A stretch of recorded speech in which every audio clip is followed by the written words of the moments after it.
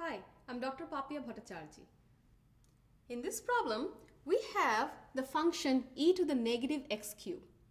We have to approximate the definite integral from 0 to 1 of this function using the sixth degree Taylor polynomial centered at 0. So you know that the Taylor polynomial gives an approximate for the function. So we have to use that polynomial to integrate the function. Okay? So let's start with writing down the sixth degree Taylor polynomial for this function. Okay, so this is e to the negative x cube. Recall that we know what the Taylor polynomial is for e to the negative x. So we write down the similar terms, except instead of x, you write x cube. So the first term is 1, so we keep it 1. Remember, the second term is negative x. Instead of negative x, we write negative x cube. Third term is plus x squared over 2 factorial, but instead of x, we write x cube square over 2 factorial. And you know there's a pattern and we continue. But hold on, we need a sixth degree polynomial, right? So we stop when the highest power of x is 6. Now look here, this third term, look what the power of x is. It is 6. So we don't have to go any further.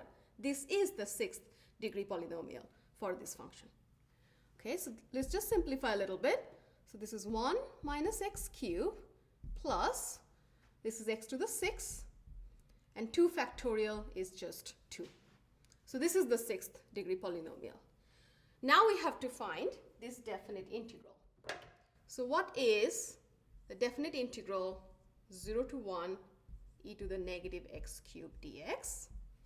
Well, the function is approximated by the polynomial. So the integral would be approximated by the integral of the polynomial. 1 minus x cubed plus x to the 6 over 2 dx. So all we have to do is evaluate this integral, plug in the limits, and then we have the answer right there. So 1 dx, the integral is just x. Then x cubed dx, you use the power rule, x to the 4 over 4. Then plus 1/2 is a constant, pull it out, and x to the 6, the integral is x to the 7 over 7. And this is a definite integral, so you evaluate from 0 to 1. So plug in 1 and then plug in 0. When you plug in 1, you get 1 minus 1/4 plus 1 over 14. And then when you plug in 0, see, everything will be 0. So this is, it's just 1 minus 1/4 plus 1/14. Use your calculator to figure out what the value is. So this is approximately 0.821. So this is the approximate value of the definite integral of e to the negative x cubed.